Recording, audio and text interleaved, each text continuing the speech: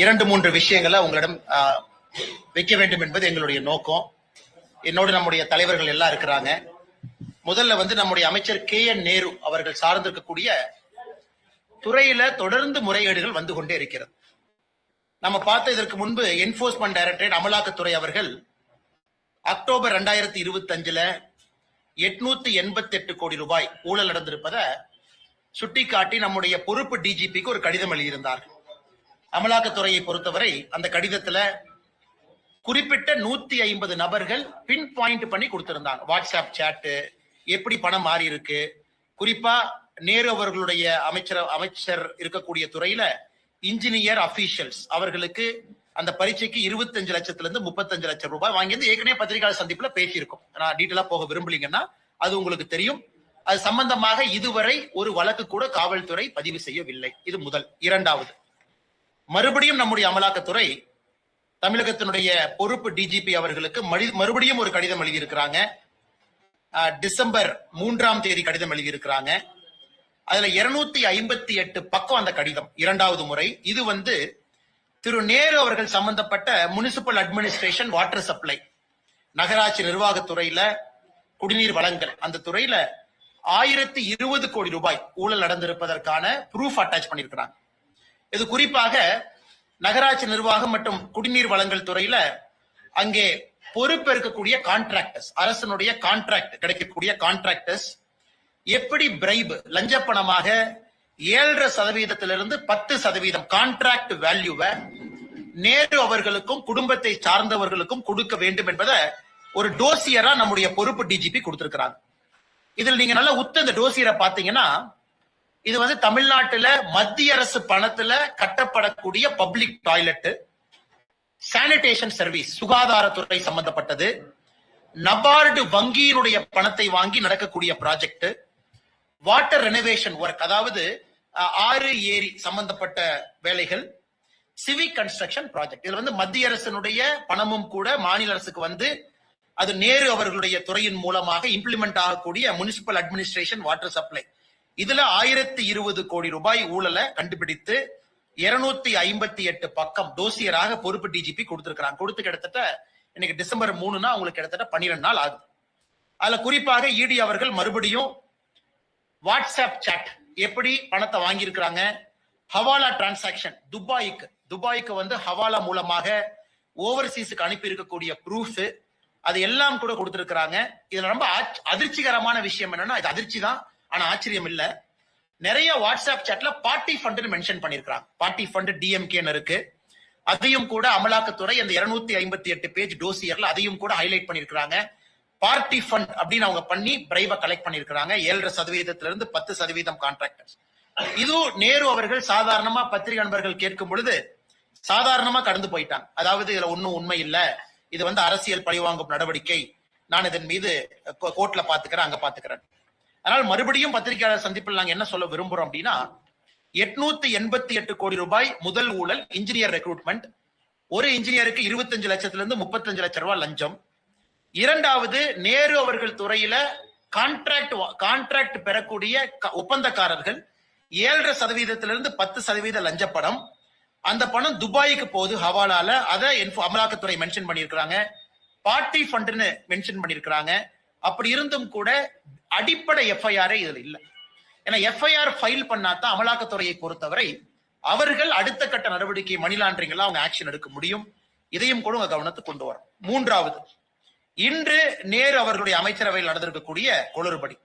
இன்னைக்கு பாத்தீங்கன்னா Tamil Nadu government of Tamil Nadu rural development and panchayat Raj department, ஊரக வளர்ச்சி ஊராட்சி துறை, அதுல ஊராட்சி செயலாளர், பஞ்சாயத்து செக்ரட்டரி, ஊராட்சி செயலாளருக்கான ரெக்ரூட்மெண்ட் போயிட்டு இருக்கு. இந்த ஊராட்சி செயலாளர் ரெக்ரூட்மெண்ட் பாத்தீங்கன்னா ரிட்டன் எக்ஸாம், இன்டர்வியூ ரெண்டு சேர்த்தி தான். நான் எப்படி பார்த்தா இன்டர்வியூ இன்னைக்கு நாளைக்கெல்லாம் நடந்திருக்கணும். ஆனா நேத்து சாயங்காலம் டிசம்பர் 11 சாயங்காலம் ஒரு மெசேஜ் எல்லாத்துக்குமே குறுஞ்செய்தி வருது, இந்த மாதிரி இன்டர்வியூ கேன்சல் ஆயிருச்சு அப்படின்னு. இன்னைக்கு 12 இன்னைக்கு யாரெல்லாம் அந்த வெப்சைட் ஓபன் பண்ணி பாக்குறாங்களோ, ஊரக வளர்ச்சி மற்றும் ஊராட்சி துறை வெப்சைட் ஓபன் பண்ணி பாக்குறாங்களோ, எல்லாத்துக்கும் ஒரு பெரிய ஷாக் என்னன்னா, யாரெல்லாம் இன்டர்வியூக்கு குவாலிஃபைடு ஒரு புது லிஸ்ட போட்டு இருக்கிறாங்க. அந்த லிஸ்ட் எவ்வளவு குளறுபடியா இருக்குன்னு ஒரு 3 உதாரணத்தை உங்களுக்கு நான் சுட்டி காட்டுறேன். உதாரணத்துக்கு கோயம்புத்தூர். இன்னைக்கு கோயம்புத்தூர் என்னோட செல்போன்ல வந்து கோயம்புத்தூர் இருக்கு. அதுல நீங்க யாரெல்லாம் செலக்ட் ஆயிருக்கிறாங்க, பிசி உமன், பிசி மேல், உதாரணத்துக்கு அதை எடுத்துக்கிட்டோம் அப்படின்னா, ஒரு பிசி உமன் வந்து 500 மார்க்குக்கு 494 வாங்கி செலக்ட் ஆயிருக்கிறாங்க, 493 வாங்கி செலக்ட் ஆயிருக்காங்க. அதே பிசி உமன் ரிஜெக்ஷன் பாத்தீங்கன்னா 500க்கு 496 வாங்கி ரிஜெக்ட் ஆயிருக்காங்க. சோ என்ன பேசிஸ்ல அவங்க லிஸ்ட் போட்டாங்கன்னு யாருக்குமே தெரியல. அதாவது இதுல வந்து இன்டர்னல் கோட்டா இருக்கு. அவங்க தமிழ் மீடியமா, அவங்க வந்து விட்டோவா, அவங்க வந்து மாற்றுத்திறனாளியா, இல்ல அவங்க வந்து இதற்கு முன்பே படை வீரரா இருந்திருக்கிறாங்களா அப்படிங்கிற வெயிட்டேஜ் வச்சு பார்த்தாலும் கூட இன்னைக்கு அவங்க வெளியிட்டிருக்கக்கூடிய ஊரக வளர்ச்சி மற்றும் ஊராட்சி துறை, அதுல ஊராட்சி செயலாளர் அதனுடைய லிஸ்ட நீங்க பாத்தீங்கன்னா சம்பந்தமே இல்லாத லோவர் மார்க் வாங்கினவங்க இன்டர்வியூ குவாலிஃபை இருக்கிறாங்க. சேம் பேராமீட்டர் மீட் பண்ணிருக்கக்கூடிய அதை விட அதிகமா மார்க் வாங்கி இருக்கிறவங்க குவாலிஃபை ஆகாம இருக்கிறாங்க. கோயம்புத்தூர், கரூர், மதுரை இந்த 3 மாவட்டத்தினுடைய லிஸ்ட நாங்க அனலைஸ் பண்ணதை பத்திரிகை நண்பர்களுக்கு இந்த பத்திரிகையாளர் சந்திப்பு முடிச்ச உடனே வாட்ஸ்அப்ல ஷேர் பண்றோம். அதாவது செலக்ட் ஆனவங்க கிரைட்டீரியா என்ன, நாட் செலக்டட் கிரைட்டீரியா என்ன, செலக்ட் ஆனவங்க கிரைட்டீரியா விட நாட் செலக்டட் பெட்டரா இருந்தும் செலக்ட் ஆகல. சோ இவ்வளவு குளறுபடிகளை இன்னைக்கு வெளியிட்டிருக்கக்கூடிய லிஸ்ட். இதிலும் கூட லஞ்சம் கைமாறி இருப்பதாக பெரிய அளவுல குற்றச்சாட்டுகள் வந்து கொண்டிருக்கிறது என்று காலையிலிருந்து. ஆனால் தொடர்ச்சியாக ஒரு மூத்த அமைச்சரனுடைய துறை ஒரு மாதத்துல அமலாக்கத்துறையை பொறுத்தவரை 888 கோடி, அதன் பிறகு 1020 கோடி ரூபாய் இன்னொரு ஊழல், 3வது முறையாக இன்னைக்கு அவங்க வெளியிட்டிருக்கக்கூடிய இன்டர்வியூ பட்டியல், இதிலும் கூட பெரிய அளவுல குழப்பம் இருக்கு. ஆனா முதலமைச்சர் எதையும் கண்டுகொண்டதாக தெரியவில்லை, நேரு அவர்களும் எதையும் கண்டுகொண்டதாக தெரியவில்லை. இன்னைக்கு பொறுப்பு டிஜிபி போட்டிருக்கிறாங்க. அதனால் யாருமே எஃப்ஐஆர் பதிவு செய்வதற்கு தயாராக இல்லை. இந்தியால எங்கேயும் நடக்காத அநியாயம் இங்க நடக்குது. அதனால இவ்வளவு ஊழல் குற்றச்சாட்டு மட்டுமில்ல, டோசியர் கொடுத்து ப்ரூஃப் கொடுத்தும் கூட நான் எஃப்ஐஆர் போட மாட்டேன் என்று ஒற்றை கருத்துல எங்க தமிழகத்தினுடைய காவல்துறையினுடைய உயரதிகாரிகள் இருக்கிறாங்க. இதை வந்து நம்முடைய பத்திரிகை நண்பர்களுக்கு நாங்கள் உங்க கவனத்துக்கு கொண்டு வர்றோம். அடுத்து இரண்டாவதுங்கன்னா எஸ்ஐஆரை பொறுத்தவரை phase 1 தமிழகத்துல இன்னும் 3 நாட்கள் டிசம்பர் 14ஆம் தேதி வரை எக்ஸ்டெண்ட் பண்ணிருக்காங்க. அது வரைக்கும் நம்முடைய எனுமரேஷன் ஃபார்ம் கொடுக்கலாம். ஏற்கனவே பாரதிய ஜனதா கட்சி நாங்க சொன்னதுதான், 80 லட்சத்திற்கு மேல தமிழகத்தினுடைய வாக்காளர் பட்டியல்ல குறைந்தபட்சம் நீக்கப்பட வேண்டும் என்று சொல்லி இருந்தோம். இன்னைக்கு தேர்தல் கமிஷன் கொடுத்திருக்கிற டாக்குமெண்ட் படி 77 லட்சம் நீக்கி இருக்கிறாங்க. அதாவது இன்னைக்கு இந்த டிராப்ட் லிஸ்டுக்கு முன்னாடி டெய்லி கொடுக்கிற பிரஸ் நோட் அப்டேட் அடிப்படையில 77 லட்சம் வாக்காளர்கள், 6,41,00,000 வாக்காளர்கள் எஸ்ஐஆருக்கு முன்னாடி இன்னைக்கு வரைக்கும் 77 லட்சம் வாக்காளர்கள் death, shifted, absent, not found, இறந்து போயிட்டாங்க, மாறிட்டாங்க, பெர்மனன்ட்லி ஷிஃப்டட் மாறிட்டாங்க, காணாம போயிட்டாங்க, கண்டுபிடிக்க முடியல, இதர காரணங்கள். 77 லட்சம். அப்ப நீங்க பாத்தீங்கன்னா தமிழகத்துல கிட்டத்தட்ட 12%. ஒரு வாக்காளர் பட்டியல்ல 12% வாக்காளர்கள் இன்னைக்கு வந்து வரைவு வாக்காளர் பட்டியல்ல இல்லை என்பது ஒரு விதத்துல பெரிய ஒரு ஆச்சரியம் மட்டுமல்ல, அதிர்ச்சியும் கூட. அப்படின்னா இந்த பட்டியலை வச்சுதான் நம்ம லோக்சபா தேர்தலையே சந்திச்சிருக்கிறோம். 2024 லோக்சபா தேர்தலை இந்த பட்டியலை வச்சுதான் நம்ம சந்திச்சிருக்கிறோம். 12% வாக்காளர்கள் இல்லை. இன்னைக்கு அடுத்த இந்த 14 டிசம்பர் இந்த ஃபேஸ் முடிஞ்சதுக்கு அப்புறம் டிசம்பர் 19ஆம் தேதி வரைவு வாக்காளர் பட்டியல் வெளியிட இருக்கிறாங்க. அதை வந்து கண்ணும் கருத்துமா நம்ம பார்க்கணும். கிட்டத்தட்ட 80 லட்சத்திற்கு மேல நீக்கப்பட்டாங்கன்னா தமிழ்நாட்டினுடைய வாக்காளர்கள் 5.5 கோடிக்கு வந்துருவாங்க. 5,60,00,000, 5,62,00,000 வந்துருவாங்க. இதுவும் கூட தமிழக மக்களுடைய கவனத்துக்கு நாங்கள் ஒரு அரசியல் கட்சியாக கொண்டு வருகின்றோம். எந்த அளவுக்கு வாக்காளர் பட்டியல் 2024 சரி பார்த்தாங்க, 2023 சரி பார்த்தாங்க, 2022 சரி பார்த்தாங்க, எல்லா வருஷமும் சரி பார்த்துக்கிட்டே இருக்கிறாங்க. அப்படி இருந்த இந்த எஸ்ஐஆரை இன்டென்சிவா பண்றதுனால 77 லட்சம் பேர் நீக்கப்பட்டிருக்கிறாங்க. இதை முதலமைச்சர் இதை புரிந்து கொள்ள வேண்டும். எஸ்ஐஆரை எதிர்க்கிறேன் முதலமைச்சர் சொல்லிக் கொண்டிருக்கின்றார்கள். 12%, 100 பேர் வாக்காளராக இருக்கக்கூடிய இடத்துல 12% வாக்காளர்கள் இன்னைக்கு நீக்கப்பட்டிருக்கின்றாங்கன்னா இந்த 2024 எஸ்எஸ்ஆர் சம்மரி ரோல்ல பெரிய தவறு நடந்திருக்குது. அது இன்னைக்கு எஸ்ஐஆர் மூலமாக சரி செய்யப்பட்டு கொண்டிருக்கிறது. அதனால் நிச்சயமாக இந்த எஸ்ஐஆர் முதல் கட்ட வெற்றி தான். முதல் கட்ட வெற்றி நம்ம பார்க்கிறோம். அடுத்து நடக்கக்கூடிய 2வது ஃபேஸ் 19 டிசம்பர்ல இருந்து ஜனவரி 19 வரைக்கும் நீக்கப்பட்டவங்க, தெரியாம நீக்கப்பட்டவங்க அல்லது தெரிஞ்சே இருக்கிறவங்க objection period, claims and objection period, அதையும் கூட பாரதிய ஜனதா கட்சி மிக கம்பீரமாக அதை எடுத்து அதையும் கூட கவனத்துக்கு கொண்டு வருவோம். 2026 தேர்தலை பொறுத்தவரை சுத்தமான நியாயமான ஒரு தேர்தலாக இது நடத்தப்பட வேண்டும் என்பது எங்களுடைய நோக்கம். மூன்றாவது, நீதியரசர் திரு GR சுவாமிநாதன் அவர்களுடைய வழக்கு, அவர் நடத்தி கொண்டிருக்கக்கூடிய வழக்கு. இன்னைக்கு பாராளுமன்றத்துல லோக்சபால இந்த ஜட்ஜஸ் என்கொயரி ஆக்ட் அதன் அடிப்படையில 100 லோக்சபா MP கையெழுத்து போட்டு கொடுத்தா இம்பீச்மெண்ட் ப்ராசஸ் ஆரம்பிக்கும். At least process will get started. இன்னைக்கு 120 பேர் கையெழுத்து போட்டு கொடுத்திருக்கிறாங்க. இன்னைக்கு பாராளுமன்றத்துல நம்முடைய உள்துறை அமைச்சர் அமித்ஷா அவர்கள், தெற்கு தொகுதி MP தேஜஸ்வி சூர்யா அவர்கள், நிறைய நம்முடைய மூத்த தலைவர்கள் எல்லாம் கோடிட்டு காட்டுறாங்க. எப்படி திராவிட முன்னேற்ற கழக அமித்ஷாஜி சொன்னாங்க, இந்திய அரசியல் சரித்திரத்துல முதலாக ஒரு நீதிபதி தீர்ப்பு கொடுத்ததற்காக அந்த நீதிபதியின் மீது இம்பீச்மெண்ட் ப்ராசஸ் கொண்டு வந்திருக்கிறாங்க. இன்னைக்கு இந்தியால 11 பேருக்கு மேல இம்பீச்மெண்ட் ப்ராசஸ் ஆரம்பிச்சிருக்கிறாங்க. வெற்றிகரமாக நடந்தது இல்ல, 11 பேருக்கு மேல ஆரம்பிச்சிருக்கிறாங்க. அதுல 10 பேருக்கு மேல நீங்க பாத்தீங்கன்னா யாரும் இதுக்காக கிடையாது. பணம் வாங்கியிருக்கிறாங்க, அல்லது வீட்டுல பணம் இருந்துச்சு, அல்லது கூட இருக்கக்கூடிய இவங்களை தவறான முறையில் நடத்தி இருக்கிறாங்க, இந்திய இறையாண்மைக்கு எதிராக அவங்க நடந்திருக்கிறாங்க, இப்படித்தான் இருந்திருக்கோ தவிர அவங்க ஒரு தீர்ப்பு கொடுத்திருக்கிறாங்க அப்படிங்கறதுக்காக கிடையாது. அதனால இன்னைக்கு திராவிட முன்னேற்ற கழகம் அதை அப்படியே மாத்தி அந்த இம்பீச்மெண்ட் நோட்டீஸ்ல திரு GR சாமிநாதன் அவர்கள் மீது பல அவதூற பரப்பி இருக்கிறாங்க.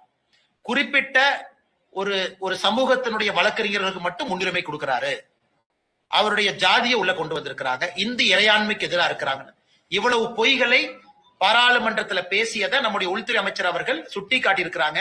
இதுல உத்தவ் தாக்கரே போன்றவர்களும் கூட இதுல அவங்களுடைய கட்சி சார்பாக கையெழுத்து போட்டிருப்பது நமக்கு அதிர்ச்சியும் வேதனையும் அளிக்கிறது. அதனால் நிச்சயமாக ஒரு பக்கம் நம்ம பாக்குறோம், GR சாமிநாதன் அவர்கள் கடந்த 8 ஆண்டுகள்ல பெரிய கேசஸ் 75,000 கேஸ் சால்வ் பண்ணிருக்காங்க. நம்ம பார்த்தோம், 75,000 கேஸ் ஹையஸ்ட் வெல் பெர்ஃபார்மிங் ஜட்ஜஸா இருக்கிறாங்க. அப்படி இருந்தும் திராவிட முன்னேற்ற கழகம் இந்திய அளவுல நம்முடைய ஜுடிஷியரியினுடைய நடவடிக்கையை கேள்வி குத்தாக்கி இருக்கிறாங்க. நம்முடைய நீதி அரசர்களுக்கு ஒரு விதமான பயத்தை ஏற்படுத்தி இருக்கிறாங்க. யாராவது நேர்மையா தீர்ப்பு கொடுத்தா நமக்கும் இந்த நிலைமை தான் நடக்கும் அப்படிங்கிற ஒரு பயத்தை திராவிட முன்னேற்ற கழகத்தினுடைய MPக்கள் பாராளுமன்றத்துல ஏற்படுத்தி இருக்கிறாங்க. உங்களுக்கு தெரியும், இந்த நோட்டீஸ் கொடுத்ததுக்கு அப்புறம் ஸ்பீக்கர் 3 பேர் கொண்ட குழுவை உருவாக்குவாங்க. அந்த 3 பேர் கொண்ட குழு அவங்க என்கொயரி பண்ணிட்டு தவறா இருக்கு சரியா இருக்கு ரிப்போர்ட் கொடுத்ததுக்கு அப்புறம் பார்லிமெண்ட்ல 2/3 of members present and voting, 50% of total members, அத்தனை பேர் ஓட்டு போடணும். அதெல்லாம் நடக்கிறதுக்கு வாய்ப்பே இல்லை. அந்த ப்ராசஸ்க்குலாம் அது போகவே போகாதுங்க. ஏன்னா 120 பேருக்குனால பார்லிமெண்ட்ல அவங்களால அந்த ப்ராசஸ் ஜெயிக்க முடியாது. பட் இருந்தும் நீதி அரசனுடைய மாண்புக்கு இவர்கள் தேவையில்லாத ஒரு பிரச்சனையை விளைவித்திருக்கின்றார்கள். அவங்களுடைய மாண்புக்கு பங்கம் விளைவித்திருக்கின்றார்கள். அந்த ப்ராசஸ் அடுத்த ஸ்டேஜுக்கு போகாதுங்க. ஏன்னா இந்திய அலையன்ஸ்ல நம்பர்ஸ் கிடையாது, DMK அலையன்ஸ்ல நம்பர்ஸ் இல்ல. இருந்தும் கூட ஏன் நாங்கள் இதை சுட்டி காட்டுகின்றோம் என்றால், தமிழகத்துல இன்னைக்கு நீதி அரசர்கள் நேர்மையான முறையில பணியாற்றுவதற்கு இங்கே இடமில்லை. திராவிட முன்னேற்ற கழகத்தினுடைய ஆட்சியாளர்கள் எல்லா விதமான பிரச்சனைகளும் உருவாக்குறாங்க. 4வது, சீடு பில் 2025 தமிழ்நாட்டில் இப்பவே சில பொய்களை சொல்ல ஆரம்பிச்சுட்டாங்க. நவம்பர் 12ஆம் தேதி அன்னைக்கு நம்ம மினிஸ்ட்ரி ஆஃப் அக்ரிகல்ச்சர் ஒரு வரைவு பில், டிராப்ட் பில்ல ரிலீஸ் பண்ணாங்க. டிசம்பர் 11 வரைக்கும், அதாவது நேத்து வரைக்கும் டைம் கொடுத்திருந்தாங்க. சீடு பில் 2025க்கு உங்களுடைய இன்புட்டை கொடுங்க, நவம்பர் 12 இருந்து டிசம்பர் 11 வரை. இன்னைக்கு தமிழகத்துல சில விவசாய சங்கங்கள் நம் மீது அவதூற பரப்புறாங்க. மோடி அரசு ஜெனட்டிக்கலி இன்ஜினியர்டு, ஜெனட்டிக்கலி மாடிஃபைடு விதைகளை இந்தியாவுக்குள்ள கொண்டு வருவதற்கு இந்த சீடு பில் 2025 பயன்படுத்துறாங்க அப்படிங்கிற அவதூற இன்னைக்கே பரப்ப ஆரம்பிச்சிட்டாங்க. அதையும் நம்முடைய பத்திரிகை நண்பர்களுக்கு நாங்க தெளிவுபடுத்த விரும்புகின்றோம். இந்தியாவை பொறுத்தவரை ஜெனட்டிக்கலி மாடிஃபைடு அப்படிங்கிறது என்னங்க? ஒன்று காட்டன். 2002 காங்கிரஸ் ஆட்சியில ஜெனட்டிக்கலி மாடிஃபைடு காட்டன் உள்ள கொண்டு வரலாம். BT காட்டன் இந்தியாவுக்குள்ள 2002 இருந்து இருக்கு. நம்முடைய அரசு 2022 அதுக்கு நாம UPA அரசாங்கத்திலேயே அவங்க ஒரு கமிட்டி ஒன்னு உருவாக்கி இருந்தாங்க, ஜெனட்டிக் இன்ஜினியரிங் அப்ரைசல் கமிட்டி அப்படின்னு ஒன்னு உருவாக்கி இருந்தாங்க. அதெல்லாம் நம்ம பார்த்திருக்கிறோம். நம்முடைய அரசு வந்த பிறகு மஸ்டர்ட் கடுகு மட்டும் ஜெனட்டிக்கலி மாடிஃபைட், அதை இன்னைக்கு உச்ச நீதிமன்றத்தால் அது இன்னைக்கு அப்பீல்ல அது விசாரிச்சுக்கிட்டு இருக்கிறாங்க. அதை தவிர இந்தியாவில் ஜெனட்டிக்கலி மாடிஃபைடு எதுவுமே கிடையாது. ஒரு பக்கம் காட்டன் 23 வெரைட்டி ஆஃப் காட்டன், வேறு இடத்துல 21 வெரைட்டி ஆஃப் காட்டன் இருக்கு. அதன் பிறகு ஃபீல்டு டைலுக்கு நிறைய வந்திருக்கு, எதுவுமே இல்ல. நான் சொல்றது மார்க்கெட்ல இருக்கிறதுங்க. இன்னைக்கு மஸ்டர்ட், அது உச்சநீதிமன்றத்தால அந்த வழக்கு விசாரணை நடந்து கொண்டிருக்கிறது. சீடு பில்லுக்கும் அதுக்கும் சம்பந்தம் இல்லை. ஜெனட்டிக்கலி மாடிஃபைடு கிராப் ஒன்று வரணும் அப்படின்னா அதற்கு ஜெனட்டிக் இன்ஜினியரிங் அப்ரைசல் கமிட்டி அப்படின்னு ஒரு GESC கமிட்டி இருக்கு, அதன் மூலமா வரணும். இந்த சீடு பில் என்ன சொல்லுதுங்க, அதாவது இந்தியாவுக்குள்ள ஒரு விதையை ஒருத்தவங்க விற்கிறாங்க, விவசாயி கிடையாது, டிஸ்ட்ரிபியூட்டர், ஹோல்சேலர், ரீட்டைலர், அவங்க 3 பேரு விற்கிறாங்கன்னா அவர்களுக்கான வரைமுறை இந்த சீடு பில் 2025 கொண்டு வந்திருக்கிறாங்க. ஒரு டிஸ்ட்ரிபியூட்டர் யாரு வேணுமானாலும் இன்னைக்கு பாத்தீங்கன்னா அன்ஆர்கனைஸ்டா லூசா ஒரு பிராண்டடா விற்கிறாங்க. ஒரு பிராண்டட் பிராண்டட் விதையை விற்கிறாங்கன்னா அவர்கள் அதை எப்படி விற்க வேண்டும், அதற்கு ரெகுலேஷன் என்ன, சீட் அனாலிசிஸ் என்ன பண்ணணும், சீடு டெஸ்டிங் என்ன பண்ணணும், import regulation of seed, genetic seed கிடையாது, நார்மலான ஒரு சீடு இம்போர்ட் ரெகுலேஷன் என்ன இருக்கு, இதற்காக மட்டும்தான் சீடு பில் 2025 பப்ளிக் இதுல இருக்கு. விவசாயி இந்த பில்லுல உள்ள வரமாட்டாங்க. எந்த விவசாயியும் கூட சீடு பில் 2025 வரமாட்டாங்க. விவசாயிகள் அவங்க எந்த சீடை வேணாலும் வாங்கலாம், எந்த சீடை வேணாலும் அவங்க ஸ்டோர் பண்ணலாம், எந்த சீடை வேண்டுமானாலும் இன்னொரு விவசாயி கொடுக்கலாம். ஆனா அது பிராண்டடா ஒரு டிஸ்ட்ரிபியூட்டரோ ஒரு டீலரோ செய்யும் பொழுது அவர்களுக்கு சீடு பில் 2025 பொருந்தும். அதனால் சில விவசாய சங்க நண்பர்களுக்கு தேவையில்லாத புரளிய மக்கள் மன்றத்தில் கிளப்பாதீங்க என்பதையும் கூட இந்த பத்திரிகையாளர் சந்திப்பு மூலமாக அன்போடு நாங்கள் வலியுறுத்துகின்றோம். அதை தாண்டி கேள்விகள் இருக்கும், கேளுங்க, நான் பதில் சொல்றேன். தேசிய ஜனநாயக கூட்டணியில் நீங்களும் போய் ஓபிஎஸ் சந்திச்சுட்டு அமித்ஷா சந்திச்சிருக்கீங்க. அதே போல குழுக்கள் முடிஞ்சு நயனா நாகேந்திரனும் எடப்பாடி சந்திச்சுட்டு அமித்ஷா சந்திச்சிருக்காங்க. அவங்களுக்கு தேசிய ஜனநாயக கூட்டணி இடம்பெறவே இல்லை. அண்ணன் மதிப்பு மிகுந்த அண்ணன் ஓபிஎஸ் அவர்கள், முன்னாள் முதலமைச்சர் ஐயா அவர்களை இங்க கோயம்புத்தூர்ல ஒரு திருமண விழாவில் நாம் போகும்போது ஐயா இருந்தாங்க, 2 பேரும் சந்திச்சுக்கிட்டோம். அண்ணன் டிடிவி தினகரன் அவர்கள் அவங்களுடைய கட்சி நிகழ்ச்சிக்காக கோயம்புத்தூர் வந்திருந்தாங்க. தொலைபேசியில் என்னங்கிட்ட பேசினாங்க. நான் அன்போடு நம்முடைய இல்லத்திற்கு உணவுக்கு வர வேண்டும் என்று சொல்லியிருந்தேன். அவர்களும் அதை ஏற்றுக்கொண்டு உணவு இருந்த வந்திருந்தார்கள். இதுதாங்க நான். மற்றபடி தேசிய ஜனநாயக கூட்டணியில யார் இணையணும் யார் இணையக்கூடாது என்பதற்கு அகில இந்திய அளவுல தலைவர்கள் இருக்கிறாங்க. தமிழகத்துல என்டிஏ கூட்டணியினுடைய தலைவராக எடப்பாடி பழனிசாமி அவர்கள் இருக்கிறாங்க. பாரதிய ஜனதா கட்சியினுடைய தலைவர் அண்ணன் நயினார் நாகேந்திரன் அவர்கள் இருக்கிறாங்க. அதனால சரியான நேரத்துல இவர்கள் முடிவெடுத்து சொல்லுவார்கள், இவங்க பேசுவாங்க யாரு வரணும் யாரு வரக்கூடாதுன்னு. எங்களை பொறுத்தவரை வலிமையான என்டிஏ இந்த தேர்தலில் இருக்கும் பொழுது நம்முடைய வெற்றி வாய்ப்பு இன்னும் பிரகாசமாக இன்னும் சிறப்பாக 3/2 பங்கு ஜெயிப்பதற்கு நமக்கு ஒரு வலிமையான என்டிஏ வேணும். அந்த வலிமையான என்டிஏல யார் இருக்கணும்? இன்னும் நிறைய பேர் இந்த கூட்டணிக்கு வராம இருக்கிறாங்க. உதாரணத்துக்கு தேமுதிக, உதாரணத்துக்கு பாட்டாளி மக்கள் கட்சி, அவங்க எல்லாம் வரும் பொழுது இந்த தேசிய ஜனநாயக கூட்டணி இன்னும் வலிமையாக இருக்கும். அதனால் சம்பந்தப்பட்ட தலைவர்கள் தகுந்த நேரத்துல உங்களுக்கு பதில் சொல்லுவாங்கன்னா, நான் ஒரு பதில் சொன்னா தவறா போயிருக்கேன்.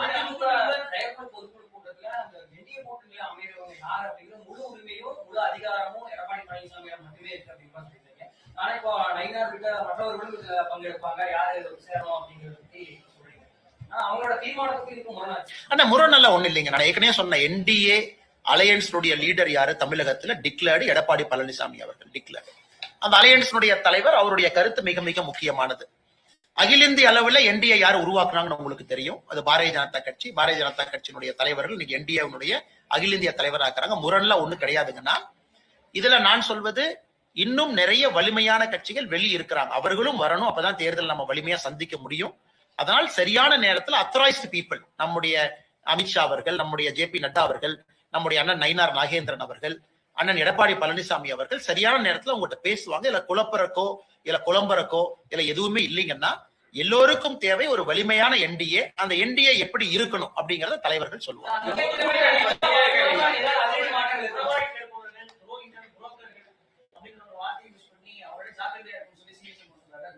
ஆனா எல்லோருமே ஜாக்கிரதையா இருக்கணும். அது ஏன் ஒரு கட்சி ஜாக்கிரதையா இருக்கணும்? எல்லா கட்சியும் எல்லார்ட்டையும் ஜாக்கிரதையா இருக்கணும். ஆனா அதிமுகவை பொறுத்தவரை அவங்க பொதுக்குழுவுல அந்த தலைவர்கள் பேசுறாங்க. அவர்கள் பேசுவதற்கு அவர்களுக்கு முழு உரிமை இருக்கு. அவங்க அந்த கட்சியை வலிமைப்படுத்துவதற்காகத்தான் அதிமுக கட்சி நடத்துறாங்க. அவங்க பேசுனதுல நான் எதுவும் தவறாக பார்க்கல. அவங்க கட்சிக்காக அவங்க பேசுறாங்க. சோ ஒரு கட்சியும் அந்த கட்சிக்காக பேசணும். அதனால அவர்கள் பேசுறது எதுவும் தவறாக பார்க்கல. அவங்க கட்சிக்காக பேசுறாங்க. பாரதிய ஜனதா கட்சி எங்க கட்சிக்காக பேசுறோம். என்டிஏ என்று வரும் பொழுது எல்லோரும் ஒருங்கிணைந்து இந்த தேர்தலை வெற்றி பெற வேண்டும் என்பதற்காக சந்திக்க போறோம். அதனால இப்படி பேசினாங்க அப்படி பேசினாங்க, ஒருவேளை உங்களை பத்தி பேசியிருப்பாங்களோ ஒருவேளை அவங்களை பத்தி பேசியிருப்பாங்களோ, அதெல்லாம் எனக்கு முக்கியம் கிடையாதுங்கன்னா, அவங்க பொதுக்குழுவுல அவங்க பேசக்கூடிய கருத்துக்கு நான் எப்படி பொறுப்பேற்க முடியுங்கன்னா, கிளாரிபிகேஷன் வேணும்னா பேசின சம்பந்தப்பட்ட தலைவர்கள்ட்ட நீங்க தான் கேட்கணும். என்னை பொறுத்தவரை அந்த கட்சி தலைவர்கள் அவங்க பொதுக்குழுல பேசுறதுக்கு அவங்களுக்கு உரிமை இருப்பதாகத்தான் நான் பார்க்கிறேன். ஆனா அதான் நான் சொல்றேங்கன்னா, அது அவங்ககிட்ட தான் கேட்கணும். என்னை பொறுத்தவரை அவங்க மாற்று கட்சியை குறிப்பிடல, என்னை பொறுத்தவரை அவங்க தவறா பேசல, என்னை பொறுத்தவரை அவங்க பொதுக்குழுவுல அவங்க பேசியிருக்கிறாங்க. அதே போல பாரதிய ஜனதா கட்சியினுடைய பொதுக்குழுவுல யாரோ பேசுறாங்கன்னா நான் பொறுப்பேற்று பதில் சொல்ல முடியுங்கன்னா, இன்னைக்கு அதிமுக பொதுக்குழுவுல பேசின தலைவர்கள்ட்ட தான் நீங்க கிளாரிபிகேஷன் கேட்கணும். ஆனா இல்லைங்கண்ணா, நீங்க டிவில போட்டிருக்கிறீங்க இந்த மாதிரி டென்டேட்டிவா. அமித்ஷா அவர்கள் வருவதை நம்முடைய மாநில தலைவர் அவர்கள் உறுதிப்படுத்துவாங்க. ஏன்னா அவங்களும் டெல்லி போயிருக்கிறாங்க. இன்னைக்கு வந்து ஒரு முக்கியமான ஒரு பெரிய தலைவருக்கான ஸ்டாம்ப் வெளியீட்டு விழா டெல்லியில் நடக்குது. நம்முடைய பாரதிய ஜனதா கட்சியினுடைய தலைவர்கள் எல்லோரும் பங்கேற்கிறாங்க. அதனால நம்முடைய மாநில தலைவர் அவர்கள் இதை வந்து உங்களுக்கு அறிவிப்பாங்க. ஆனா நிறைய இடத்துல நீங்க போட்டிருக்கிறீங்க டென்டேட்டிவ் வருவாங்க அப்படின்னு. அமித்ஷாஜி அவர்கள் விரைவில் வருவாங்க. எப்ப வருவாங்க என்பதை மாநில தலைவர் அவர்கள் அறிவிப்பாங்க.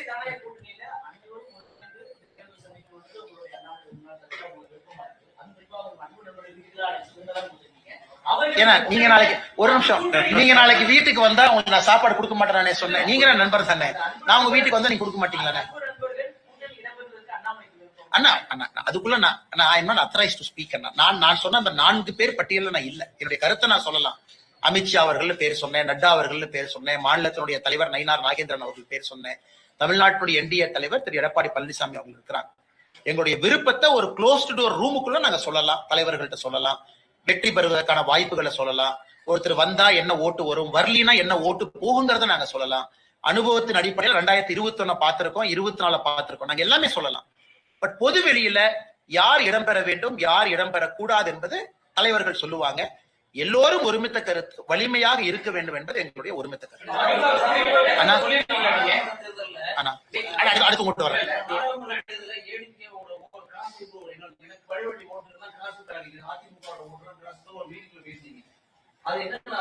அண்ணே, நான் ஒரு மீட்டிங்ல ஆங்கிலத்துல பேசுனத அது தேவையில்லாம உள்ள போய் நுழைஞ்சிங்கன்னா நம்ம தேவையில்லாம அதை வந்து தமிழ் டிரான்ஸ்லேஷன் பண்ண வேண்டாங்கன்னா, நான் சொல்வது தமிழகத்துல இன்னைக்கு 3வது ஒரு அணி வெல்ல வேண்டும் என்றால் அந்த அணி நிறைய இன்னைக்கு வேலை செய்யணுங்கண்ணா. ஏன்னா மக்களை பொறுத்தவரை ஒரு தேர்டா ஒரு பார்ட்டி ஜெயிக்கணும் அப்படின்னா அது அவ்வளவு ஈஸி கிடையாதுங்கண்ணா. தமிழ்நாட்டுல வந்து அவ்வளவு ஈஸி கிடையாது. கேரளாவும் அதே தான். அப்ப நிறைய கிராஸ் ஓட்டிங் நடக்கும். ஏன்னா அந்தந்த கட்சிகள் அவங்கள ப்ரொடெக்ட் பண்ண பார்ப்பாங்க, அவங்க இடத்த விட்டு கொடுக்க வேண்டாம்னு நினைப்பாங்க. நம்பர் 2 இருந்தாலும் பரவாயில்ல, அந்த இடத்துக்கு இன்னொருத்தர் வரக்கூடாதுன்னு நினைப்பாங்க. எல்லாம் ஜனநாயகத்துல சகஜம் தான். இதுல வந்து நம்ம சீன்றக்கோ பொய் சொல்றக்கோ ஒண்ணு இல்லைங்கண்ணா. அந்த நம்பர் 3 to நம்பர் 2 ஷிஃப்ட் வந்து ரொம்ப கஷ்டமான ஒரு வேலைங்கண்ணா. கேரளாவில் நாம் பார்த்து கொண்டிருக்கின்றோம். எத்தனை இடத்துல கிராஸ் ஓட் நடக்குது, பாரதிய ஜனதா கட்சி ஜெயிக்க கூடாது. அதனால இதையும் தாண்டி தான் பாரதிய ஜனதா கட்சி ஜெயிக்க வேண்டும் என்கின்ற அர்த்தத்துல சொன்னேன். இது வந்து ஒரு பொலிட்டிக்கல் அப்சர்வேஷனுங்கண்ணா. அந்த 2வதா இருக்கிறவங்க செய்யணும், செஞ்சாதான் அவங்க 2வதா இருக்க முடியும். 1வதா இருக்கிறவங்க செஞ்சாதான் 1வதா இருக்க முடியும். மத்தவங்க நினைக்கிற மாதிரி நேரா 3ல இருந்து 2, 1 அப்படிலாம் தமிழ்நாட்டு நடக்காதுங்கன்னா நிறைய போராட்டங்களை சந்தித்து தான் பாரதிய ஜனதா கட்சி இங்கே வளர முடியும் என்பதை நான் 2024 தேர்தல் களத்தை மையமா வச்சு அந்த தனியார் டிவி நெட்வொர்க்ல நான் குறிப்பிட்டேன். எப்படி கேரளாலே அதே தான் பிஜேபிக்கு நடக்குதுன்னு. ஆனா 2வது இருக்கக்கூடிய கட்சி எல்லாம் செய்வாங்க, அவங்க 3வது போகக்கூடாது. அது அந்த கட்சி செய்ய வேண்டிய வேலை, அவங்களுடைய கடமை, அவங்களுடைய கர்மா அவங்க பண்ணிட்டுங்கன்னா, எங்களுடைய கர்மா நேரா ஜெயிக்கணும்னா இன்னும் பல வித்தைகளை, பல வேலைகளை, பல சண்டைகளை தாண்டித்தான் மேல வரணுங்க. அதுதான் என்னுடைய கருத்தை தவிர இது குற்றம் சாட்டுவதற்கான கருத்து இல்லை. ஆனா நீங்க திரும்ப திரும்ப திரும்ப திரும்ப என்ன சொன்னாலுங்கன்னா பதில் சொல்றேன். அமித்ஷாஜி அவர்கள் நட்டாஜி அவர்களோடு ஒரு க்ளோஸ்டு டோர் மீட்டிங்ல ஒப்பீனியன் சொல்றதுக்கு எல்லோருக்குமே உரிமை இருக்கு. அது closed door meeting. Closed door மீட்டிங்ல நாங்க என்ன பேசணும் அப்படிங்கறத வெளியிடத்துல நான் சொல்றேன் அப்படின்னா என்னுடைய பொறுப்பு அது அழகில்லை. ஒரு தொண்டனாக என் பணியை நான் சரியாக செய்யவில்லை என்கின்ற அர்த்தம். ஒரு பூட்டி அறைக்குள்ள எங்களுடைய தலைவர்கள்ட்ட எல்லா விஷயத்தையும் பேசுவதற்கு எங்களுக்கு உரிமை இருக்கு. ஆனா வெளியே நாங்கள் ஒரு கருத்தாக அதை முன்வைக்கும் பொழுது சம்பந்தப்பட்ட தலைவர்கள் வெளியே வைப்பாங்க. அதுக்குத்தான் அவங்களுக்கு தலைவர் என்கின்ற பொறுப்பும் பதவியும் இருக்கு. அதனால எங்களை பொறுத்தவரை க்ளோஸ் டோருக்குள் நாங்க என்ன பேசுறோம் அப்படிங்கறத வெளியே நான் சொன்னா தவறா போயிருக்குன்னு நான் சொல்ல விரும்பல. ஆனா நீங்க ஒரு கேள்வி கேட்டீங்க. பாஜக மாநில தலைவரை டெபாசிட் கணக்கு செய்வோம் தமிழக வெற்றி கழகத்தின் சிவாஜி அவர்கள் அந்த அளவுக்கு வளர்ந்து விட்டார்களா? அவங்களோட ஓட்டாளர்கள் பாஜக மாநில தலைவரை வீட்டு முறை வளர்ந்து விட்டார்கள். ஆனா இது நான் தனிப்பட்ட முறையில என்னுடைய அன்பான வேண்டுகோளுங்கன்னா, தனிப்பட்ட முறையில் செங்கோட்டையன் அவர்களை பொறுத்தவரை ஒரு மூத்த அரசியல்வாதி, இந்த பகுதியை சார்ந்தவர், ரொம்ப மென்மையானவர் தான், தன்மையானவர். நான் எப்பவுமே எங்கிட்ட கேட்டீங்க ஒரு டிவிக்கே போனதை பத்தி உங்க கருத்து என்னன்னு, அண்ணன் முடிவு பண்ணிருக்காரு, போயிருக்கிறாரு, வாழ்த்துக்கள் அப்படின்னு தான். ஆனா அவர்களுக்கும் எங்களுடைய மாநில தலைவர் அவர்களுக்கும் ஒரு கருத்து போர், அந்த போருடைய வெளிப்பாடு தான் இது. அதனால இதை அங்கேயே விட்டுறலாங்க. நான் திரும்ப நாம இதை மறுபடியும் குறைஞ்சு உள்ள போய் இதை ஆராய வேண்டாம். ஒரு வார்த்தை போர், இவங்க ஒரு கருத்து சொல்லியிருக்காங்க, அவங்க ஒரு கருத்து சொல்லியிருக்காங்க. அதனால இந்த கருத்தை அங்கேயே விட்டுறலாம். சோ மாநில தலைவர் திரு நயினார் நாகேந்திரன் அவர்கள் உங்களுக்கு தெரியும், அனைத்து இந்திய அண்ணா திராவிட முன்னேற்ற கழகத்தில் இருக்கும் பொழுதும் வெற்றி பெற்றவர். அதே தொகுதியில் பாரதிய ஜனதா கட்சியில இணைந்து பாரதிய ஜனதா கட்சியிலும் வெற்றி பெற்றிருக்கிறார். அப்படின்னா என்ன, அவருக்கு ஒரு பெரிய மக்கள் செல்வாக்கு அந்த தொகுதியில இருக்கு. சோ கட்சி வேற கட்சி இருந்தும் வேற சிம்பிள் இருந்தும் ஜெயிச்சிருக்கிறாங்க. அதனால நிச்சயமாக அண்ணன் நயினார் நாகேந்திரன் அவர்களை பொறுத்தவரை மக்கள் செல்வாக்கு இருக்கக்கூடிய ஒரு நல்ல ஒரு பெரிய தலைவர், நல்ல ஒரு அருமையான தலைவர், மக்களோடு எளிமையாக பழகக்கூடியவர், நல்ல வெற்றி பெற்று நிறைய பொறுப்புக்கு வந்து மக்களுக்கு சேவை செய்வாங்கன்னா, அதான் என்னுடைய கருத்து. அதுக்கு நான் செங்கோட்டையனை பத்தி நான் தவறா சொல்றேன், அதுவும் கிடையாது. அவங்க ஒரு கட்சிக்கு முடிவெடுத்து போயிருக்கிறாங்க, அவர்களும் நன்றாக இருக்கட்டும். அதனால இந்த வார்த்தை போரோட இதோட முடிச்சுக்கலாங்கன்னா, திரும்ப நாம ஒரு கருத்தை பேச ஆரம்பிச்சோம்னா அது எல்லையே இல்லாம இன்னொரு இடத்துக்கு அது போய் நிற்கும் தான் என்னுடைய தாழ்மையான கருத்து. ஆனா நான் சொல்றது எலெக்ஷன் கமிஷன் சொல்லிருக்கூடிய டேட்டா.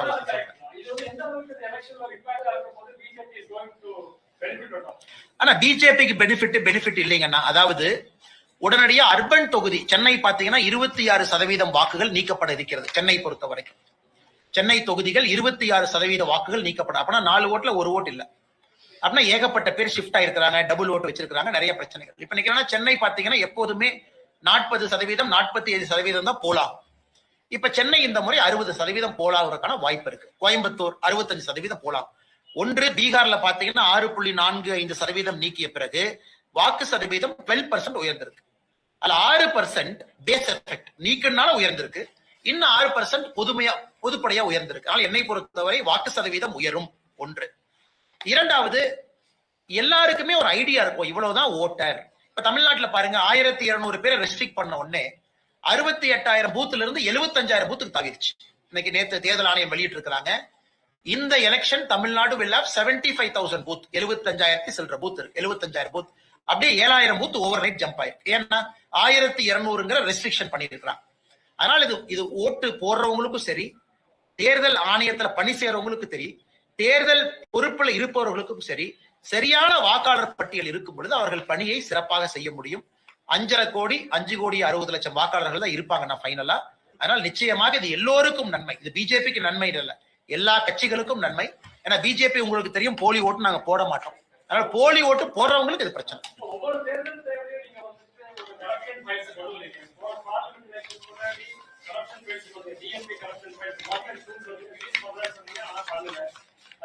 ஆனா 2 ரிலீஸ் பண்ணேன், டிஎம்கே 1 2 பண்ணேன். உங்களுக்கு என்ன அண்ணா 2 பண்ணேன் எப்படி சொல்லாதீங்க, 2 ஆனா டிஎம்கே 1 பண்ணோம், டிஎம்கே 2 பண்ணோம், 2 பண்ணோம். டிஎம்கே 2 உங்களுக்கு தெரியும் கவர்னர்ட்ட போய் நம்ம கொடுத்துருக்கோம்.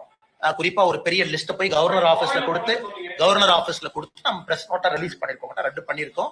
ஆனா இன்னைக்கு நாம் பேசுவது தொடர்ந்து இன்னைக்கு நான் ஒரே கேள்விதான் அண்ணன் கிட்ட கேட்கிறேன். KN நேரு அவர்களை பற்றி 3 கேள்விகள். இதை நாங்க ரிலீஸ் பண்ணலன்னா இடி சொன்னதான் நான் சொல்றேன்.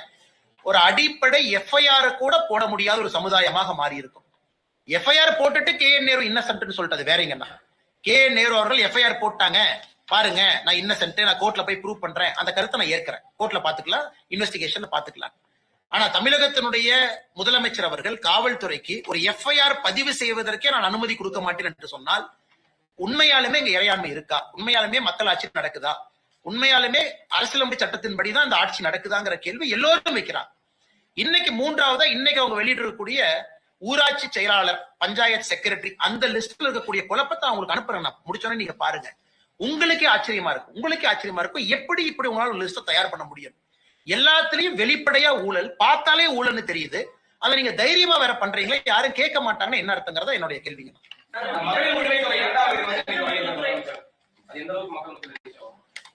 ஆனா இன்னைக்கு முதலமைச்சர் அவர்களை பொறுத்தவரை அவர் கையில் இருக்கக்கூடிய கடைசி அஸ்திரம் மகளிர் உரிமை தொகையை உயர்த்துவது, பொங்கல் தொகுப்புல பணம் கொடுப்பது, மகளிர் உரிமை தொகையில அதிக சகோதரிகளை கொண்டு வந்து சேர்ப்பது, இதுதான் கடைசி அஸ்திரம். இதை தவிர அஸ்திரம் கிடையாதுங்க. ஏன்னா நம்முடைய நிதி சுமையை பாத்தீங்கன்னா அதை தவிர CM வேற கார்டெல்லாம் பிளே பண்றதுக்கு இல்ல. அவர் என்னதான் அஸ்திரத்தை பயன்படுத்தினாலும் கூட மக்கள் தெளிவாக இருக்கின்றார்கள். ஆட்சி போக வேண்டும் என்று முடிவு செய்த பிறகு அது மெதுவா போனான்னு வேகமா போனான்னு நிச்சயமா 2026 தேர்தல் ஆட்சி போயிருங்கண்ணா. இவங்க எத்தனை பேர்த்த சேர்த்து எவ்வளவு உயர்த்தி கொடுத்தாலும் கூட மக்களுடைய மனநிலை ஆட்சி மாற்றம். அதனால் நிச்சயமாக ஆட்சி மாற்றம் நடக்கும். பொங்கலுக்கும் பணம் கொடுப்பாங்க, 3000 5000 கொடுப்பாங்க. நல்லதுதான், கொடுத்தாங்க, வரவேற்கிறோம். மக்கள் அதை வாங்கி வச்சுட்டோம், அவங்க பணம் தான். ஆனா இன்னைக்கு இவ்வளவு சொல்ற முதலமைச்சர் ஆட்சிக்கு வந்து முதல் 17 18 19 மாசம் பணம் கொடுக்கல 1000 ரூபாய். அதையும் சேர்த்து கொடுத்தாருன்னா கொஞ்சம் சந்தோஷமா இருக்கும்ல. அதையும் சேர்த்து கொடுத்தா ஆட்சிக்கு வந்து முதல்ல கொடுக்காததுக்கும் 1000 ரூபாய் கணக்கு போட்டு மொத்தமா ஒரு அக்கௌண்ட்டுக்கு 30,000 ரூபாய் அனுப்பிச்சு விட்டாருன்னா ஹாப்பியா இருக்கும்ல. அதை பண்ண மாட்டாரு. அதையும் பண்ணட்டும். அதனால ஓட்டு மாறுமா, அதனால ஆட்சி மாறுமான்னு பாப்பாங்க. அண்ணே அண்ணே அண்ணே பண்றதுக்கு எல்லா உரிமை இருக்கு அண்ணா. நான் விமர்சனம் வைக்கலீங்கண்ணா. முதலமைச்சர் அவர்கள் தேர்தல் அறிவிப்பதற்கு ஒரு மாசத்துக்கு முன்னாடி பழைய பாக்கி எல்லாம் மொத்தமா சேர்த்து அக்கௌண்ட்டுக்கு பணம் அனுப்பிச்சிட்டா நாங்க விமர்சனம் வைக்கிறோம். ஏன்னா அவங்க அறிவிச்ச திட்டம் தான். என்ன பாப்பாங்கண்ணா, அவர் கொடுப்பாரான்னு பாப்போம். அண்ணா இந்த தேர்தல் ஃபர்ஸ்ட் வாக்காளர் பட்டியல் நியாயமாக இருக்கும், அது முதல் நம்பிக்கை. வாக்காளர் பட்டியல் நியாயமா இருந்ததுக்கு அப்புறம் ரெண்டாவது எங்க எக்ஸ்பெக்டேஷன்னா இந்த வாக்காளர் பட்டியல் ப்ராசஸ்க்கே 4 அகில இந்திய IAS அதிகாரிகள் அனுப்பிச்சிருக்கிறாங்க. தலைமை தேர்தல் ஆணையர் மேல இருந்து 4 IAS அதிகாரிகள் அனுப்பிச்சிருக்கிறாங்க தமிழ்நாட்டுக்கு. இந்த வரைவு வாக்காளர் பட்டியல ஓவர்சி பண்றதுக்கு அர்ச்சனா பட்நாயக் அவர்களுக்கு மேல 4 பேர் வந்திருக்கிறாங்க, நம்முடைய சிஓக்கு மேல. அடுத்து எங்களை பொறுத்தவரை இந்த மாடல் கோட் ஆஃப் கண்டக்ட் அறிவிச்ச பிறகுதான் ஆபீசர் எல்லாம் தெரிஞ்சு கிளம்பி வருவாங்க. ஆனா நம்ம DMK காரங்க எவ்வளவு ஸ்மார்ட்னா அதுக்கு ஒரு மாசத்துக்கு முன்னாடியே கொடுக்க வேண்டிய இடத்துக்கு பணம் கொடுத்தாச்சு, போக வேண்டிய இடத்துக்கு போயாச்சு, கிஃப்ட் போக வேண்டிய இடத்துக்கு போயாச்சு. அதனால இந்த வரைவு வாக்காளர் பட்டியல் பிப்ரவரி 2வது வாரம் பப்ளிஷ் பண்ண உடனே தமிழ்நாட்டுல வெளியிருந்து வரக்கூடிய ஸ்குவாடு எல்லாம் அனுப்பணும். IRS officer squad, MCC squad, அவங்க எல்லாம் வந்து இப்பவே அடிப்படை வேலையை செய்யணும். எலெக்ஷன் அறிவிக்கிறத அறிவிக்கட்டுங்கண்ணா. எல்லா வருஷமே தேர்தல் அறிவிப்பதற்கு முன்பாகவே பணம், மெட்டீரியல் எல்லாரும் மாறுறாங்க. அதை எலெக்ஷன் கமிஷன் செய்து விட்டால் தமிழகத்துல நியாயமான தேர்தல் நடக்கும். நல்ல கேள்விங்கன்னா எல்லா வழக்குகளும் கம்பவுண்ட் அஃபென்ஸ் தான். அண்ணன் ட்ராக் பண்ணி பாத்தீங்கன்னா எல்லாரும் இன்னாரும் கோர்ட்டுக்கு போய் ஆமாங்க ஐயா நான் தப்பு பண்ணேன்னு ஒத்துக்கிட்டு ஃபைனை கட்டிட்டு வெளியே வந்துடுறாங்க. அந்த ரெப்ரசன்டேஷன் ஆஃப் பீப்புள் ஆக்ட் போடுற எந்த கேஸ்லயும் ஜெயிலுக்கு அனுப்ப முடியாதுங்கன்னா மேஜர் கேசஸ்.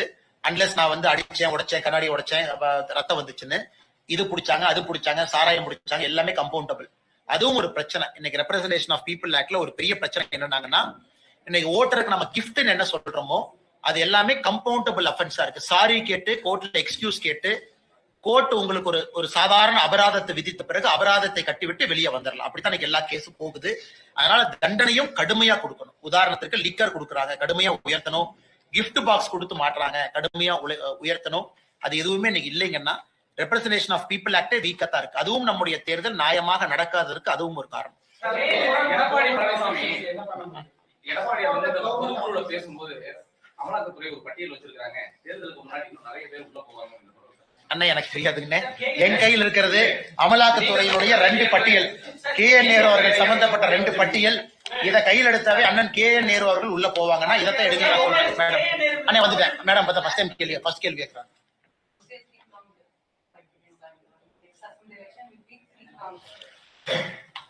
அடுத்த தேர்தலை பொறுத்தவரை அது 3 முனை தேர்தலா அப்படின்னு கேட்டீங்கன்னா இப்போதைக்கு 4 முனை தேர்தல். ஏன்னா அண்ணன் சீமான் அவர்கள் இருக்கிறாங்க, திரு விஜய் அவர்கள் இருக்கிறாங்க, NDA இருக்கு, இந்திய அலையன்ஸ் இருக்கு. அதனால் 4 முனை தேர்தல் இருக்கு. இந்தியாவில் நாம 4 முனை தேர்தலை ரொம்ப குறைவாகத்தான் பார்த்திருக்கின்றோம். சரியான 3 முனை தேர்தலே குறைவாகத்தான் பார்த்திருக்கிறோம். இந்திய அளவில் நம்ம பார்த்தது கிடையாதுங்க. அதனால் நிச்சயமாக NDA திரு எடப்பாடி பழனிசாமி அவர்கள் ஒரு நம்பர் கொடுத்திருக்கிறாங்க, 210 அப்படின்னு சொல்லியிருக்கிறாங்க. பொதுக்குழுவுல 234க்கு 210 அப்படின்னு ஒரு நம்பர் கொடுத்திருக்கிறாங்க. அது வந்து ஒரு வரலாற்று சிறப்புமிக்க ஒரு நம்பர்.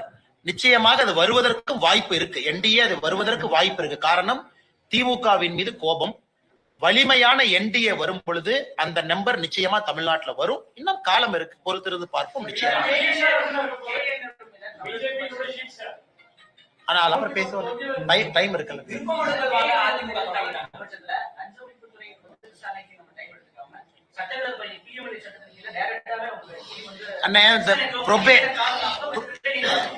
ப்ரொபேட் அஃபென்ஸ், அதாவது இன்னைக்கு வந்து ED அவர்கள் PMLAல வந்து நடவடிக்கை எடுக்கணும் அப்படின்னா ஒரு பேசிக் அஃபென்ஸ் தமிழ்நாட்டுல நடந்திருக்கணும். அதுக்கு ஒரு FIR பதிவு செஞ்சிருக்கணும்.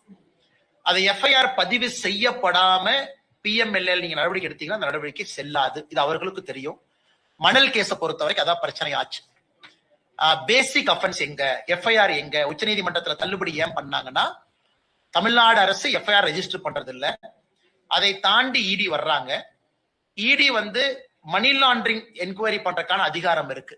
அதனாலதான் இடி திரும்ப திரும்ப கேட்கறாங்க, நீங்க எஃப்ஐஆர் பதிவு செய்ய வேண்டும்னு திரும்ப திரும்ப கேட்கறாங்க. இன்னைக்கு 2வது கேள்வி, ஒருவேளை இவங்க எஃப்ஐஆர் பதிவு செய்யல, யாராவது பொதுநல வழக்கு போட்டு உயர் நீதிமன்றத்துல ஆர்டர் வாங்கி எஃப்ஐஆர் பதிவு செய்ய முடியுமான்னு கேட்டா முடியும். இந்த பத்திரிகையாளர் சந்திப்பே ஒரு விதத்துல அதுக்கு தான் நடத்திக்கிட்டு இருக்கோம். பத்திரிகையாளர் சந்திப்புலையும் சொல்லி இருக்கின்றோம், இடியும் சொல்லி இருக்கு. இடி தனிப்பட்ட முறையில அது ஒரு ஏஜென்சி. நாங்க பொதுநல வழக்குல யாராச்சும் பிஜேபியில இருந்து போறாங்க அப்படின்னா கூட முறைப்படி பத்திரிகையாளர் சந்திப்புலையும் நாங்க சொல்லி இருக்கிறோம். அத பத்திரிகை நண்பர்கள் பேப்பர்ல பிரசுரம் பண்ணிருக்கீங்க. அப்படி இருந்தும் எந்த நடவடிக்கை இல்லை அப்படின்னா பொதுநல வழக்குக்கு வாய்ப்பு இருக்கு. அதனால இதனுடைய next natural course of action பொதுநல வழக்கு. மத்திய அரசு மீதும் மத்திய அமைச்சர்கள் மீதும் தொடர்ந்து குற்றம் சாட்டு ஒருபுறம் வச்சிருக்கிறது. மறுபுறம் மறுபடியும் மத்திய அமைச்சர்களை நேரில் போய் சந்திக்கிறது பிரதமர் உள்ளிட்ட. சமீபத்துல நேருடைய மகன் கூட நிதியமைச்சர் மேடத்தை சந்திச்சு பேசினாங்க. அவங்க இங்க வரும்போது அவங்க சந்திக்கல. கேட்டா தமிழ்நாட்டு மக்களின் கோரிக்கைகளுக்காக நான் போய் சந்திச்சேன். அவங்க இங்க வரும்போது சந்திச்சு கொடுத்துருக்கலாம். அதை பத்தி உங்களுடைய கருத்து? நியாயமான ஒரு கருத்து தான். நிதியமைச்சர் அவர்கள் நிறைய முறை தமிழகத்துக்கு வர்றாங்க, பிரதமர் அவங்க வர்றாங்க. தமிழகத்திற்குள்ள அவங்க பார்டரை தாண்டிட்டாங்கன்னாவே எதிரி மாதிரி தான் பாக்குறாங்க. அவர்கள் ஏதோ வேற ஏதோ ஒரு பாகிஸ்தான்ல இருந்து வந்த மாதிரி தான் நடவடிக்கை இருக்கு திமுக. ஆனா இதே திமுக நானும் பாக்குறேன், நீங்க டெல்லியில எந்த அமைச்சர் ஆபீஸ்க்கு போனாலும் அங்க வெளியே ஒரு டிஎம்கே எம்பி வெளியே உட்கார்ந்துருப்பாங்க. நல்லா இருக்கீங்களான்னு கேட்பாங்க. நல்லா இருக்கங்கண்ணா அப்படின்னு நாங்களும் சொல்லுவோம், நல்லா இருக்கங்கான்னு சொல்லுவோம். அதனால டெல்லியில இன்னைக்கு அதிகமா நம்முடைய மத்திய அமைச்சரவை அலுவலகத்தை பயன்படுத்தக்கூடியது யார் என்று பார்த்தால் உண்மையாலுமே திராவிட முன்னேற்ற கழகத்தினுடைய எம்பிக்கள் எல்லா இடத்துலயும் சுத்திட்டு இருக்காங்க. எல்லா இடத்துக்கிட்டையும் நல்லா பேசுறாங்க. இவ்வளவு தூரம் ஏன் அன்னைக்கு நவீன் ஜிண்டல் அவருடைய பொண்ணு கல்யாணத்துல டெல்லியில யாரெல்லாம் டான்ஸ் ஆடுறாங்க? பகுமோத்ரா டான்ஸ் ஆடுறாங்க. அப்புறம் இந்த பக்கம் பாத்தீங்கன்னா சுப்ரியா சூலே அம்மா அவங்க டான்ஸ் ஆடுறாங்க. எல்லாம் வெளியே தான் எதிரி. ஆனா ஒரு பார்ட்டிக்கு போறாங்க அப்படின்னா 10 நாள் பிராக்டிஸ் வேற பண்ணாங்களாமா. அதனால டெல்லி அரசியல் வேறு, தமிழ்நாடு அரசியல் வேறு மாதிரி தான் அது மோசமா இருக்கு. இதை மக்களும் பார்க்கணும், கேள்வி கேட்கணும். திராவிட முன்னேற்றம் நீங்க டெல்லியிலையும் பாருங்க, தமிழ்நாட்டிலையும் பாருங்க. அதான் எங்க நோக்கம். நீங்க ஒரு பெரம்பலூருடைய எம்பியா நிதியமைச்சரை பார்ப்பதற்கு முழு அதிகாரம் இருக்கு, போய் பாருங்க. நாங்க பாராட்டுறோம், தயவு செஞ்சு போய் பாருங்க. ஆனா அதை பொலிட்டிக்கலா பேசும் பொழுது எதிரி மாதிரி நீங்க பேசுறீங்க இல்லீங்களா, அதைத்தான் நாங்க குற்றம் சாட்டுறோம். தமிழ்நாட்டுக்கு எதுவுமே செய்யல, தமிழ்நாட்டை வஞ்சிக்கிறாங்கன்னு சொல்றீங்க. ஆனா அதே நிதியமைச்சரை, அதே எங்களுடைய பிரதமரை நீங்க போய் அடிக்கடி சந்திச்சு வேலையை வாங்கிட்டு வர்றீங்க. நிதியமைச்சரும் உங்களை எம்பிங்கிற முறையில சந்திக்கிறாங்க. இந்த போக்கு மாற வேண்டும் என்பதுதான் எங்களுடைய நிலைப்பாடு. ஆமாங்கண்ணா. ஆனா இன்னைக்கு இது முதல் கிடையாது, முடிவு கிடையாது. இது நடந்துகிட்டே தான் இருக்கு. காரணம், இன்னைக்கு திராவிட முன்னேற்ற கழகத்தை பொறுத்தவரை சென்னை, தமிழ்நாடு முழுவதுமே தூய்மை பணியாளர்கள் இந்த ப்ராசஸே ஒரு மோசமான ப்ராசஸா மாத்தி வச்சிருக்காங்க. நீங்க ஸ்டடி பண்ணீங்கன்னா அது ஃபுல்லா இன்னைக்கு அவங்களால ஹேண்டில் பண்ண முடியலங்கன்னா, குப்பை என்பதை ஹேண்டில் பண்ண முடியல. எல்லாம் பிரைவேட் கான்ட்ராக்ட் கொடுத்துட்டாங்க. பிரைவேட் கான்ட்ராக்ட்ல அவங்களுக்கு ஒரு சம்பளத்தை பிக்ஸ் பண்ணிருக்காங்க. அந்த சம்பளத்துல ஒரு பகுதியை கொடுக்கறாங்க, ஒரு பகுதியை கொடுக்கல. தேர்தல் வாக்குறுதியில பெர்மனன்ட் பண்றோம்னு சொல்லிட்டாங்க. எந்த நகராட்சி, கார்பரேஷன், பேரூராட்சி யாருகிட்டையும் நிதி கிடையாது, பணம் கிடையாது. இன்னைக்கு நீங்க நாளை காலையில தூய்மை பணியாளரை பெர்மனன்ட் பண்ணீங்கன்னா சம்பளம் கொடுப்பதற்கு அரசு கிட்ட பணம் இல்லை. ஆனா தேர்தல் வாக்குறுதி பண்ணிட்டாங்க. இந்த மெஸ்ஸ திராவிட முன்னேற்ற கழகம் தான் உருவாக்கினாங்க. அவங்க தான் உருவாக்கி இருக்காங்க. இன்னைக்கு உதாரணத்துக்கு திருப்பூர் இந்த பக்கம் பாத்தீங்கன்னா, நம்ம இந்த பகுதியில போராட்டம் நடந்து கொண்டிருக்கிறார்கள் பல இடத்துக்குள்ள, இடுவாய் பகுதியில. ஏன்னா திருப்பூருடைய குப்பையை கொண்டு வந்து இங்க கொட்டுறாங்க, இவங்க பிரச்சனை பண்றாங்க. திருப்பூருக்குள்ள இருக்கக்கூடிய அந்த எம்சிசி மிஷின்ஸ் 13 மிஷின் வேலை செய்யல. இன்னைக்கு தமிழ்நாடு முழுவதுமே குப்பை காடுகளாக மாறி இருப்பது திராவிட முன்னேற்ற கழகத்தினுடைய சாதனை. குறிப்பாக தூய்மை நகரத்துல ஒரு நகரும் இந்தியாவுல கடைசி இடத்துக்கு போட்டி போட்டுக் கொண்டிருக்கின்றோம். சென்னை ஆரம்பித்து, மதுரை ஆரம்பித்து, திருச்சி ஆரம்பித்து. ஏன்னா இந்த ப்ராசஸே தவறு. அதனால அடுத்து வரக்கூடிய ஆட்சி இதை எல்லாம் சரி பண்ணி முதல்ல இருந்து சிஸ்டத்தை திரும்ப கொண்டு வந்து கான்ட்ராக்டர்ஸ் எல்லாத்தையும் திரும்ப வெளியே போக வச்சு மறுபடியும் முதல்ல இருந்து ஆரம்பிச்சா மட்டும்தான் அதுக்கு சொல்யூஷனா தவறுங்கன்னா இதுக்கு சொல்யூஷன் கிடையாது. இது என்ன பண்றாங்க?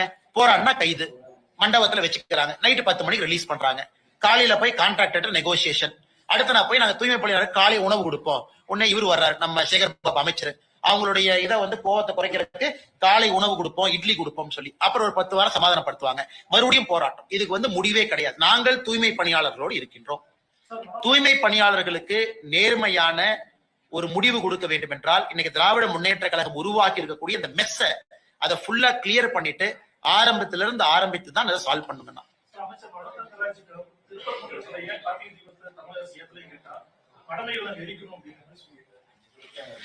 ஆனா மனோ தங்கராஜ் அவர்கள் அவங்க ஊரு கிள்ளியூர்ல நேத்து நம்முடைய GR சாமிநாதன் அவர்கள் குறிப்பிட்டு காட்டியிருக்காங்க. கிள்ளியூர்ல மயிலாடும் பாறை ஒரு பாறை இருக்குங்கண்ணா கிள்ளியூர்ல. அங்க வில்சன் ஒருத்தர் மதுரை பெஞ்ச் மெட்ராஸ் ஹைகோர்ட்ல கேஸ் போடுறாரு. ஜட்ஜ் ஆர்டர் போடுறாரு, சுவாமிநாதன் அவர்கள் இல்ல மயிலாடும் பாறைக்கு மேல எடுத்த முருகரை கொண்டே மறுபடியும் வைங்க. டைரக்ஷன் கொடுக்கிறாரு, முருகரை கொண்டே மயிலாடும் பாறையில கிள்ளியூர்ல வைங்க. இதுவரை அந்த டைரக்ஷனை ஃபாலோ பண்ணல, முருகரை கொண்டு போய் பாறை மேல வைக்கல. இதே GR சுவாமிநாதன் அவர்கள் திருப்பரங்குன்றத்துல தீபத்தூண்ல தீபம் ஏத்தணும், அதையும் ஃபாலோ பண்ணல. இதே GR சுவாமிநாதன் அவர்கள் திண்டுக்கல்ல இன்னொரு பகுதியில கிறிஸ்தவர்கள் இந்துக்கள் ஃபைட் பண்றாங்க, அங்க கார்த்திகை தீபம் ஏத்தணும், அதையும் ஃபாலோ பண்ணல. அதனால இன்னைக்கு இந்த அரசு நியாயப்படி இது 356 பயன்படுத்த வேண்டிய அரசு. ஒரு கோர்ட் கொடுக்கக்கூடிய டைரக்ஷனே ஃபாலோ பண்ணலீங்கன்னா அந்த அரசுக்கு என்னென்ன வேலை? ஆனா மோடி அவர்களோ மத்திய அரசோ வேற யாருமோ இன்னைக்கு 356 பயன்படுத்துறதே கிடையாது. காரணம் எல்லாமே நியாயமா நடக்கணும், நேர்மையா நடக்கணும், எல்லாமே இறைமாட்சியின்படி நடக்கணுங்கிற ஒரே காரணத்துல மோடி அவர்கள் எங்கேயுமே 356 பயன்படுத்தியதில்லை, பயன்படுத்த போறது கிடையாது. அதனால இவங்க இவ்வளவு தவறுகளை செய்து கொண்டே இருக்கின்றார்கள் ஆட்சியாளர்கள். இதை நாங்க மக்கள் மன்றத்துல வைக்கிறோம்.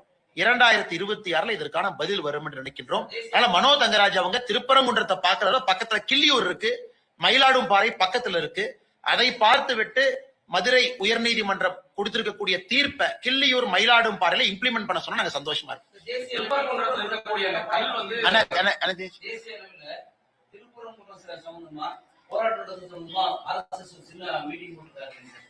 ஆனா எனக்கு தெரியாதுங்கன்னா RSS தலைவர் திரு மோகன் பகவத் ஐயா அவர்கள் தமிழ்நாட்டுல 3 நாள் சுற்றுப்பயணம் முடிச்சுட்டு இப்பதான் போயிருக்கிறாங்க. எங்களுடைய RSS மூத்த தலைவர்கள் அவங்க எல்லாம் முடிவெடுப்பாங்க. பாரதிய ஜனதா கட்சியை பொறுத்தவரை சகோதரர் சூர்யா அவங்க கைது செய்யப்பட்டாங்க, காவல்துறை தாக்குனாங்க, அந்த காட்சியெல்லாம் நம்ம பார்த்தோம். நயினார் நாகேந்திரன் அவர்கள் மாநில தலைவரை கைது பண்ணாங்க, சம்பந்தமே இல்லாம அதெல்லாம் பார்த்தோம். பாரதிய ஜனதா கட்சி போராடி கொண்டிருக்கிறது, தொடர்ந்து போராடும்.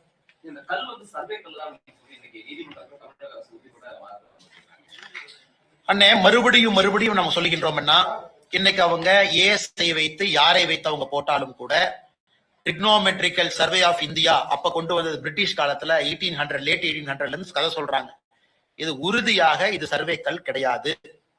ஆர்கியாலஜிக்கல் சர்வே ஆஃப் இந்தியா யாரோ ஒரு நாள் அதிகாரிகளை மேல அனுப்பிச்சிருக்கிறாங்க, அவங்க என்ன ரிப்போர்ட் கொடுத்தாங்கன்னு தெரியாதுங்கன்னா இது எல்லோருக்குமே தெரியும். நம்ம கிட்ட சான்று இருக்கு, பல இலக்கிய சான்று இருக்குது.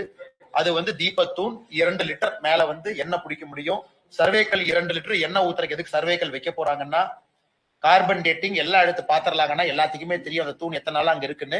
அதனால தமிழக அரசு பொய்யின் மீது பொய்யை சொல்லி அவங்கதான் மாட்டிக்க போறாங்க. முருகரை நம்பக்கூடிய உங்களுக்கும் எனக்கும் எல்லோருக்கும் தெரியும் அது தீபத்தூண் தான். எத்தனை பொய்யை சொல்லி மாட்டாங்கன்னு பாத்திரலாங்க.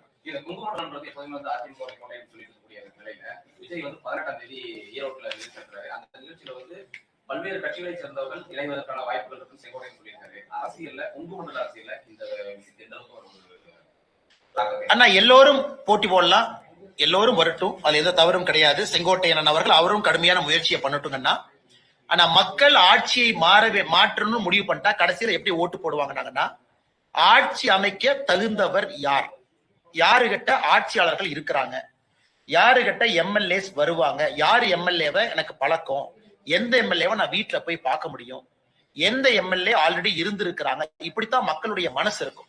அதனால நீங்க இன்னைக்கு என்ன வேணாலும் சொல்லுங்க, இது கடைசி நேரத்துல இந்த 3 முனை தேர்தல் நாம இன்னைக்கு சொல்றது கடைசி நேரத்துல இது பாத்தீங்கன்னா என்டிஏவை நோக்கி இது நகர ஆரம்பித்து விடும். அப்படித்தான் எல்லா எலெக்ஷனும், பீகார் அதே தான் நடந்துச்சு, பிரசாந்த் கிஷோர் அப்படிலாம் சொன்னீங்க. அதனால திரு விஜய் அவர்கள் தமிழக வெற்றி கழகம் செங்கோட்டையன் கடுமையா முயற்சி பண்ணட்டுங்கன்னா, ஆனா மக்களுடைய மனநிலையை பொறுத்தவரை கடைசி நேரத்துல அப்படி இருக்காதுங்கன்னா இது வேறு மாதிரி தான் மாறும். அதை நீங்களும் பார்க்க போறீங்க, நானும் பார்க்க போறேன். பெருமளவு வெற்றி, பெரிய வெற்றி தேசிய ஜனநாயக கூட்டணி பெறப்போகிறது. அதை பார்க்கத்தான் போகிறோம். இன்னைக்குதான் ஃபர்ஸ்ட் டைம் பத்திரிகையாளருக்கே போர் அடிச்சு போச்சு. ஆனா நீங்க தான் முடிச்சிட்டீங்களே அண்ணே, நீங்களே முடிச்சதுக்கு அப்புறம் நான் பதில் சொன்னா தப்பா போயிடுவோம். பேசுவோம்.